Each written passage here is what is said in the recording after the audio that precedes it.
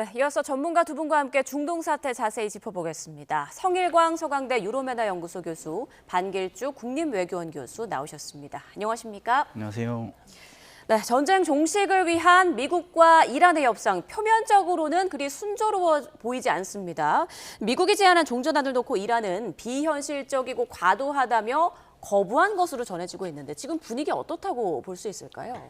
우선 그 한 4단계로 구분해서 이제 생각을 해봐야 될 것 같아요. 예. 전쟁 중에도 뭐 대화는 합니다. 그 1단계고, 그 다음에 협상을 하겠다는 동의를 하는 게 2단계고, 예. 그 다음에 협상을 집행한 거, 그게 3번째고, 협상에서 이제 뭐 타결하는 게 4번째죠. 근데 이것을 하나로 생각하다 보면 지금 당장 협상이 이루어질 것처럼 좀 착오를 할 수가 있거든요.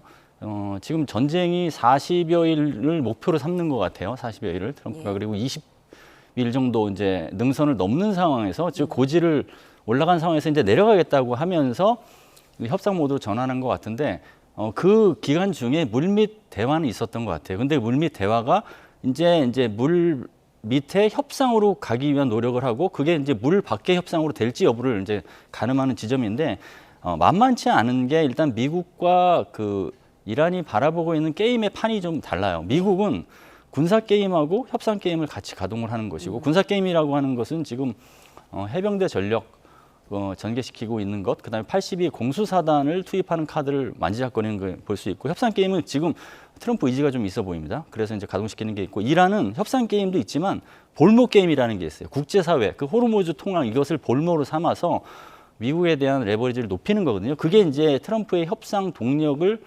이끌어내는데도 어느 정도 역할을 했기 때문에 이러한 사실은 삿바 싸움과 기싸움이 어느 정도 불가피하다 그렇게 예. 봅니다. 그럼 4가지 단계 중에서 지금 한 2단계 1단계에서 2단계로 이제 움직이는 것 가고 같아요. 있다. 예. 자, 지금 백악관은 협상을 거부하면 더 강력한 군사 대응을 하겠다, 지옥을 보여주겠다면서 발언 수위를 높이고 있는 상황인데 한 손으로는 악수하려고 손을 내밀고 다른 손은 때릴 준비를 하고 있는 것 같거든요. 어떻게 보세요? 네, 그렇습니다. 뭐 트럼프 대통령 스타일이 협상하면서도 계속 전략 자산 배치하고 그다음에 전쟁 언제든지 할 수 있다. 그리고 지금은 또 병력을 계속 배치하고 있는 그런 상황이기 때문에 어떻게 보면 협상의 기술이라고 할 수 있겠죠. 트럼프 대통령 입장에서는 협상이 안 될 경우를 대비해서 그리고 군사작전을 대비해서 계속해서 이제 병력 증강 아니면 또 준비를 하고 있다는 그런 암시, 메시지를 계속 전달하는 것이고 협상력을 높이기 위한 것인데 문제는 이제 이런 것이 지금 이란 측에 잘 통하지 않는다. 왜냐하면 이란은 계속해서 배수지를 치고 있는 것이고 예. 그런 상황이기 때문에 그닥 그렇게 효과를 보지 못하고 있는 것 같습니다. 아라그치 이란 외무장관은 이란 지도부가 미국의 종전안을 검토하고 있지만 대화는 할 의향이 없다라고 밝혔습니다. 검토하고 있지만 대화는 안 하겠다. 이건 어떻게 의미를 읽을 수 있을까요? 이란이 원하는 수준의 조건 제시, 그 다음에 이란이 바라고 있는 목표치에 도달하지 않는 그런 협상은 불필요하다라고 얘기하면서 예. 사실은 이 협상에서 주도권을 장악하기 위한 포석이라고 봐야겠죠. 지금 15개냐 아니면 5개냐. 지금 미국 측에서 15개, 그다음에 이란 측에서 5개 요구했잖아요. 그게 지금 계량적으로 미국이 더 많이 요구한 것 같지만 사실은 내용적으로는 이란이 요구한 것도 질적으로는 만만치가 않아요, 사실은. 예. 그런 대결이 있는 것이고 여기에서 너무 이란이 협상장에 쉽게 나와버리면 협상장에서 가져갈 수 있는 이익의 파이가 많지 않을 거거든요. 그것까지 고려한 메시지라고 봅니다. 네, 협상력을 높이려는 의도도 있고 또 요구안 자체도 너무 좀 과하다라는 그런 평가를 해주셨습니다. 트럼프 대통령이 앞서 이란으로부터 큰 선물을 받았다라고 말을 했었죠. 석유, 가스에 관한 거다라고 말을 했는데 이게 실체가 있는 걸까요? 아니면 어떤 압박성의 하나의 발언이라고 볼 수 있을까요? 얘기를 안 해주고 있습니다. 예. 기자들이 물어봐도 얘기를 안 해주고 있고 추측만 지금 가능할 뿐인데 제 생각에는 아마 협상이 잘 되면 지금 이란에 낙후되어 있는 플랜트 시설, 정유 시설 이런 것들을 지금 새로 건설을 해야 되는 그런 상황이거든요. 예. 그래서 트럼프 같은 사업가가 이란 내에서 어떤 정유 시설 같은 것을 새롭게 하면서 사업권을 얻어낼 가능성도 있지 않습니까? 그래서 그런 것을 얘기하는 것인지 아니면 지금 휴전 소식이 들리면서 유가와 가스값이 좀 안정되고 있으니까 이것 또한 하나의 선물이 될 수 있다. 그렇게 얘기하는 것인지 정확하게 저희가 의중을 파악하기는 좀 어려워 보입니다. 네, 알겠습니다. 자, 계속해서 두 분과 중동 사태 짚어보겠습니다.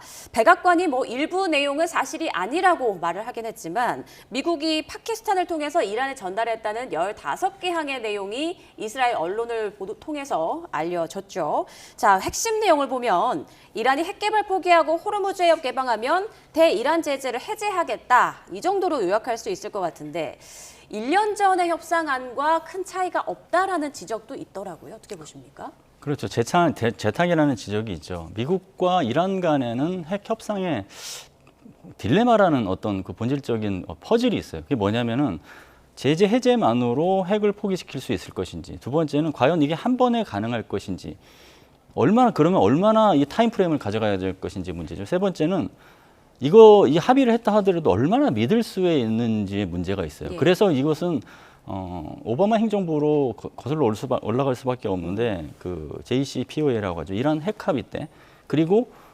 작년에 이제 4월에 있었던 핵 협의 진행 이런 것들이랑 크게 다르지 않다는 거죠. 그 세 가지 퍼즐이 달라지지 않았기 때문에. 예. 근데 달라진 지점이 보이는 게 이란은 호르무즈 해협을 이제 카드로 꺼낸 거예요. 요구 사항에. 이게 압박 카드가 된다라는 생각을 한 것이고, 미국 입장에서 좀 달라진 것은 큰 선물을 얘기한 거죠. 앞서 말씀하신 것처럼 석유하고 가스. 그 지점이 달라졌고 근본적인 퍼즐은 달라지지 않았기 때문에 협상은 만만치 않을 것이라고 예상이 됩니다. 네, 이란 측이 역으로 새롭게 제안했다는 5가지 안도 전해지고 있습니다. 공격 암살 완전 중단, 전쟁 재발 방지를 위한 구체적 보상, 그리고 전쟁 피해에 대한 명확한 배상 등등이 나와 있는데 이 중에서 호르무즈 해협에 대한 내용이 완전히 좀 갈리거든요. 지금 미국은 공동 관리를 주장하고 있지만 이란은 단독 관리를 또 주장하고 있습니다. 네. 이 부분은 어느 정도 조율 가능성이 있을까요? 글쎄요, 이거 쉽지 않아 보입니다. 지금 호르무즈 관리를 본인이 하겠다고 이란이 요구를 하고 있고 네. 거기에다가 통과세를 받겠다고 얘기하고 있어요. 그러니까 이집트가 수에즈 운하 통과하면 통과세를 받지 않습니까? 그거랑 동일한 통과세를 받아서 운영을 하겠다고 하는 것인데 이것을 과연 미국이 받아줄 수 있을까요? 그리고 지금 가장 중요한 호르무즈 해협의 통행권 그리고 여기에 대한 어떤 주권 이거를 이란한테 넘긴다? 이거는 사실상 저는 어렵다고 보고요. 공동 관리도 저는 어렵다고 봅니다. 그러니까 미국과 아니면 미국의 우방국들이 호르무즈 해협을 예를 들어서 관리를 한다면 모르겠지만 이란이 같이 호르무즈 해협을 관리한다. 물론 생각은 해볼 수 있지만 그것도 그렇게 쉽지 않은 결정이 될 수 있을 것 같습니다. 네, 두 분의 말씀 공통적으로 협상 내용만 보면은 좀 그리 결과가 조율하기가 쉽지 않을 것 같다라는 말씀해 주셨습니다. 그리고 지금 미국이 튀르키예, 이집트, 파키스탄 등 중재국을 통해서 이르면 현지 시간 26일에 이란과 고위급 회담을 추진 중이다 이런 얘기도 전해지고 있는데 어떻습니까? 지금 분위기를 봤을 때 대면 협상이 이루어질 가능성 어느 정도로 보고 계세요? 우선 미국과 이란의 협상 의지에는 약간 불균형이 있어요. 미국의 협상 의지가 더 높고 이란은 어느 정도 여건이 성숙되면은 이제 나가려고 하는 게 있기 때문에 네. 그 불균형 때문에 급박하게 혹은 뭐 단기적으로 어떤 몇 가지 이야기만 갖고 열릴 가능성은 쉽지 않겠죠. 다만 중재국이 움직이는 것은 그래도 과거 지금 한 20여 넘는 기간에 있었던 강대강의 군사적 대결에서는 약간 그래도 완화되는 환경에 가는 것은 사실이기 때문에 고위급 회담까지는 아니더라도 실무 접촉 수준은 기대해 볼 수 있지 않을까 그렇게 생각해 봅니다. 지금 양측에서 누가 협상 대상자로 나서는가도 여전히 관심인데 이란 측에서는 트럼프 대통령 사위 쿠슈너나 스티브 위코프 특사 등 기존 협상단은 뒤통수를 친 인물이다라면서 지금 꺼리고 있고 그리고 벤스 부통령을 원한다라는 얘기가 나오더라고요. 네. 이건 뭐 과거의 경험 때문일까요? 그렇습니다. 실제 이란이 상당히 지금 제네드 쿠시너와 스티브 위트코프에 대한 실망을 했고요. 왜냐하면 작년에도 그랬고 올해 2월에도 마찬가지고요. 협상을 계속 했었지만 협상 중에 미국과 이스라엘이 전쟁을 사실 선포한 거나 마찬가지이기 때문에 이란 입장에서는 이 두 사람과 협상을 하면 또 전쟁을 할 수도 있다. 그렇게 지금 보는 것 같아요. 예. 그렇기 때문에 이제는 좀 더 고위급 그리고 백악관 내에서 벤스 부총리가 좀 비둘기파입니다. 비둘기파. 그래서 강경파가 아닌 것으로 그렇게 알려져 있기 때문에 벤스 부통령이 오면 우리가 협상에 나설 수 있다고 얘기는 했지만 예. 아직까지 이슬라마바드에서 협상이 열릴 될지는 불투명합니다. 주말 상황을 좀 지켜봐야겠는데요. 일단 백악관에서는 민감한 외교적 사항이라면서 이란 측의 협상자를 밝히지 않고 있습니다. 이런 가운데 이란의 최고 지도자죠. 모주타바가 미 특사인 스티브 위코프에게 전쟁 종식을 위한 회담에 동의한다라는 메시지를 비밀리에 보냈다라는 언론 보도가 있었는데 이 내용이 아랍권 언론을 통해서 나온 내용이거든요. 좀 신빙성이 있는 부분일까요? 신빙성이 있다고 해석하는 부분과 그렇지 않다고 해석할 수 있는 부분이 동시에 있을 것 같은데 모스타바가 이 상황에서 그냥 아무것도 안 한다 그러면 최고 지도자 자리를 거머쥐었지만 최고 지도자로서 사실은 인정을 못 받는 게 돼요. 그런 목소리를 내야 되는 거잖아요. 네. 근데 이거를 또 너무 직접적으로 동의하는 식으로 하다 보면 국내 정치, 이란이 지금 국내 정치가 과도기인데 과도기에서 정치 권력을 장악하는 데 있어서 이게 또 빌미가 될 수 있어요. 너무 쉽게 회담장에 있으면. 그러니까 사실은 이 교차적인 메시지가 있는 것이고 다만 미국 입장에서는 상대방이 누구인지, 즉 그 이란 측 협상의 최고 수뇌부가 누구인지를 밝히는 것은 상당한 정치적인 영향력 차원에서 의미가 있기 때문에 조심스러울 겁니다. 왜냐하면 모스타바라고 얘기하면 모스타바의 지위를 인정해 주는 게 되거든요. 네. 지금 모스타바가 불만족스럽다고 얘기를 했는데 지위를 인정해 주는 건 좀 다른 얘기잖아요. 그게 이제 우려되는 부분이 있을 테고 그렇다고 갈리바프라고 얘기를 하면 갈리바프의 무게를 실어주면서 사실은 갈리바프는 단순하게 소통 채널에 불과할 건데 무게를 실어주면서 이란의 목소리가 뭐라고 하나 그 일관성 있게 하나의 목소리가 안 나면서 협상 측면에서는 유리하지 못하게 되거든요. 그런 것까지 다 고려해서 이란 측 협상 대상자가 누구인지에 대해서 백악관이 명확하게 알려주지 않는 그런 속내가 있는 것 같습니다. 그럼 이란 측 협상자가 모즈타바의 가능성도 있다고 보세요? 가능성이 저는 어느 정도 있다고 봅니다. 그게 모스타바가 역할을 하지 않으면 네. 본인이 지도자로서 영향력을 행사하지 못하는 것으로 인식될 수 있잖아요. 알겠습니다. 자, 트럼프 대통령이 이제 공격을 보류하겠다라고 밝힌 그 기간이 닷새죠. 날짜로 보면 28일까지인데 이 이스라엘 매체에서는 트럼프 대통령이 토요일에 휴전을 발표할 가능성이 있다라는 보도를 하고 있고 일각에서는 트럼프 대통령이 선휴전 후 논의 이 모델을 구상하고 있다는 얘기도 나오고 있습니다. 네. 자, 미국 생각은 뭐 이런 것 같은데 이란도 원하는 부분일까요? 글쎄요, 이란이 이제 여기 호응을 해준다면, 화답을 해준다면 정말 좋겠죠. 그러니까 어제도 우리 한국에서 언론 보도가 나오기도 했습니다만 한 달 정도를 휴전을 선포를 하고 그 한 달 기간 내에 이 15개, 그다음에 이란 측이 요구하는 5개 사항 여기에서 밀도 있는 협상을 진행하는 것이 훨씬 더 현실적이다. 네. 얼마 남지 않은 이 4일 동안 28일까지 협상하는 기간 동안 이 어려운 문제를 어떻게 다 풀 수 있냐는 거죠. 사실상 좀 어렵다. 자, 그렇기 때문에 이스라엘 측에서 이제 촉각을 곤두세우는 것은 트럼프 대통령이 워낙 예측 불가한 인물이기 때문에 혹시 이스라엘이 모르는 어떤 루트를 통해서 이란과 일시 휴전을 통해서 그리고 시간을 더 벌어서 협상을 진행할 가능성도 있기 때문에 네. 여기에 대해서 이제 이스라엘 촉각을 곤두세우고 있는 그런 상황입니다. 이런 가운데 백악관에서는 미중 정상회담이 5월 14, 15일에 열린다 이렇게 밝혔습니다. 이미 한 번 미뤄졌기 때문에 이번 발표를 또 수정하는 건 어려움이 있어서 좀 신중하게 또 결정하지 않았을까 싶은데요. 그 안에는 끝날 것이다라고 일단 미국에서는 판단하고 있는 것 같아요. 예, 미국이 사실은 일방적으로 이란 공습을 해서 전쟁이 시작됐지만 양측이 다 동의하지 않으면 그 전쟁이 끝나는 것도 어려운 게 현실이거든요. 근데 이제 미국이 일방적인 외교 로드맵을 딱 그린 것 같아요. 5월 9일까지는 문을 열었던 전쟁을 다 닫고 이제는 강대국 정치로 다시 돌아가겠다라고 하면서 미중 정상회담에 이제 힘을 싣는 것 같은데 이게 이제 그 중국의 또 생각이 여러 가지가 있을 거예요. 예. 중국이 과연 이렇게 회담에 응했을 때 그게 과연 미국의 판에 너무 쉽게 말려드는 게 아닌가 이런 것까지 고려했을 때 목표는 있지만 이란에서 나오는 도전 요소가 있고 중국에서 나오는 도전 요소가 있기 때문에 원하는 대로 이렇게 뭐 협상이 실제로 될지는 그 변수를 더 봐야겠습니다. 네, 이런 가운데 사우디아라비아와 아랍에미리트가 미국과 이란의 종전을 반대하고 있다는 보도가 계속 나오고 있습니다. 특히 사우디의 빈살만 왕세자는 트럼프 대통령에게 중동을 재편할 역사적 기회다라면서 전쟁을 부추겼다고 하는데요. 이유를 좀 자세히 설명해 주실까요? 자, 전쟁을 부추겼다. 사실 이 보도는 이번 전쟁이 일어나기 전에도 사우디의 국방장관이 워싱턴 즉 백악관을 극비리에 방문해서 트럼프 대통령이 이제 전쟁을 할지 안 할지 고민할 당시였습니다. 그러니까 전략 자산을 배치하고 고민할 때 사우디 쪽에서는 전쟁을 해야 된다. 왜냐하면 당신이 이렇게 지금 전략 자산을 배치해놓고 아무 일 없었다는 듯이 협상도 안 되는 상황에서 핵 협상이 안 되는 상황에서 전쟁을 하지 않으면 오히려 이란은 더 강경해질 것이고 이란은 이제 미국도 종이 호랑이로 만든 이란이라면서 중동 지역 내에서 헤게모니가 더 커질 것이다. 그렇기 때문에 반드시 전쟁을 하는 게 맞다고 얘기했다는 그런 보도도 있었어요. 그래서 지금 또다시 나오는 얘기가 만약 이번 전쟁에서 미국이 이란의 정권 붕괴를 지키지 못하고 이 정도 선에서 끝난다.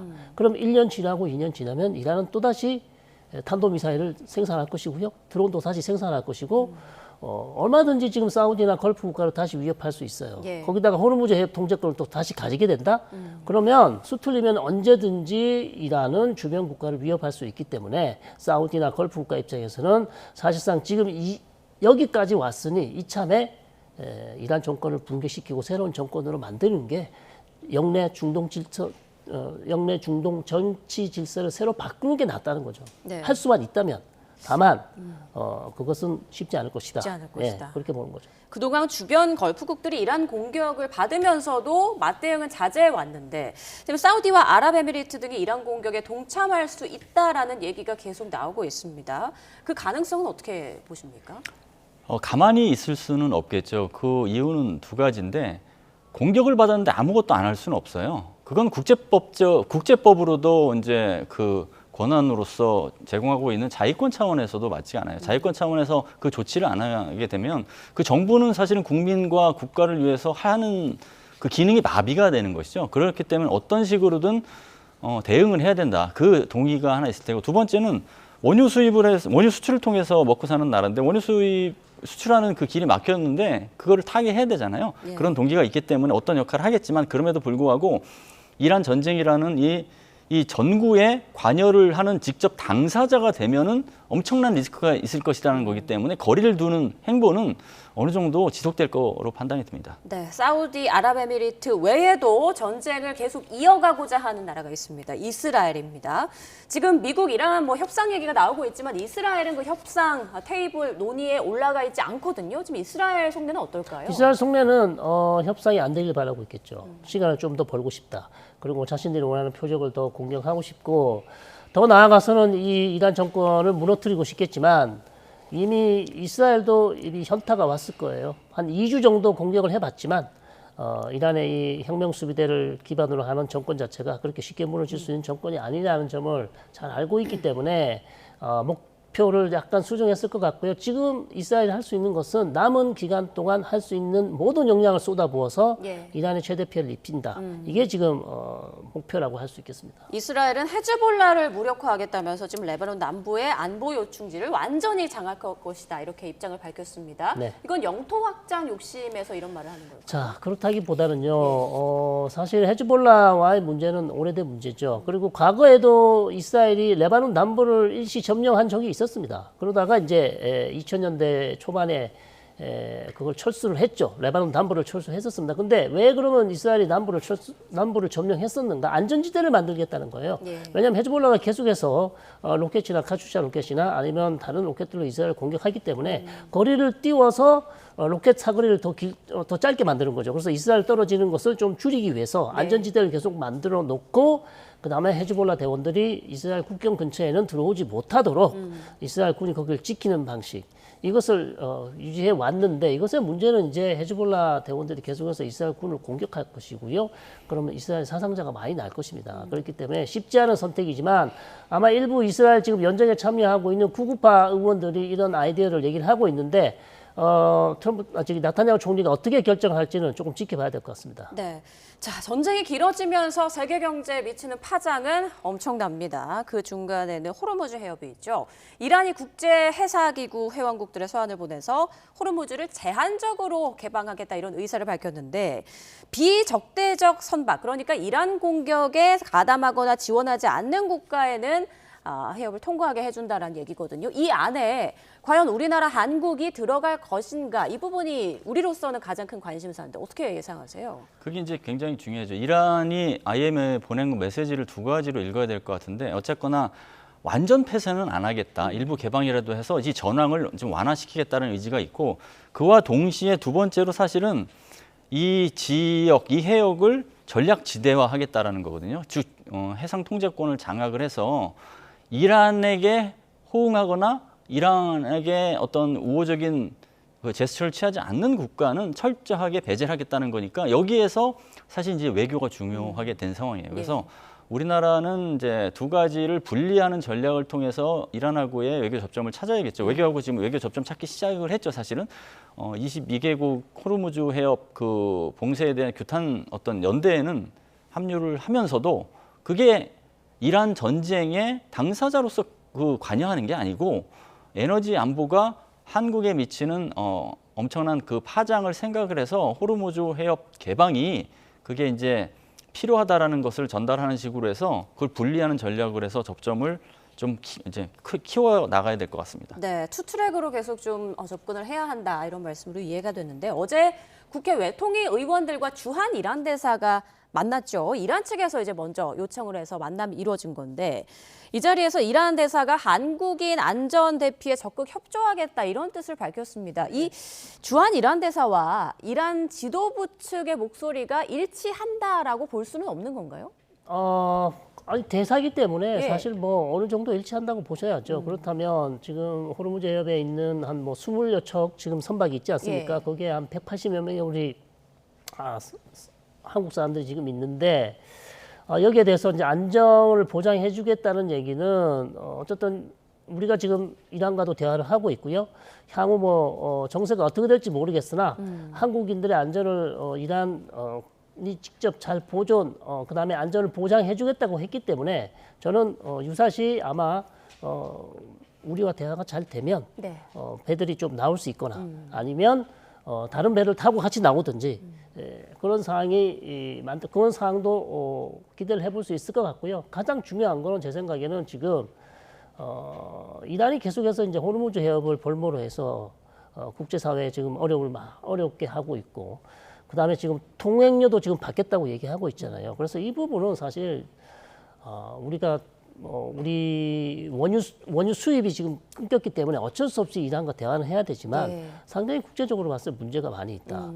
왜냐하면 호르무즈 해협이 이란이 통제하는 것도 아니고 이것은 누구나 항해의 자유가 있는 것인데 이것을 막고 계속해서 미국과의 전쟁에서 자기의 우위를 점하는 이런 전략을 쓰고 있는 데 대해서 만약 우리가 가서 대화를 하고 거기 어떤 이란이 기대하는 것을 주고 선박이 통과된다면 사실상 이란이 호르무즈 해협을 통제한다는 것을 인정하는 꼴밖에 안 돼요. 그렇죠. 그건 아니잖아요. 그렇기 때문에 이 부분에 있어서는 우리의 입장도 중요하긴 한데 저는 좀 다른 국가들과 함께 이 부분에 대해서 논의를 좀 깊이 한 다음에 중요한 결정을 해야 될 필요도 있다고 봅니다. 네, 과연 이번 주말에 이란과 미국의 협상이 이루어질 것인가 그리고 호르무즈 해협 통과 봉쇄와 관련해서는 또 어떻게 논의가 이루어질 것인가 이 두 부분을 지켜봐야겠습니다. 지금까지 두 분과 중동 사태 짚어봤습니다. 고맙습니다. 감사합니다.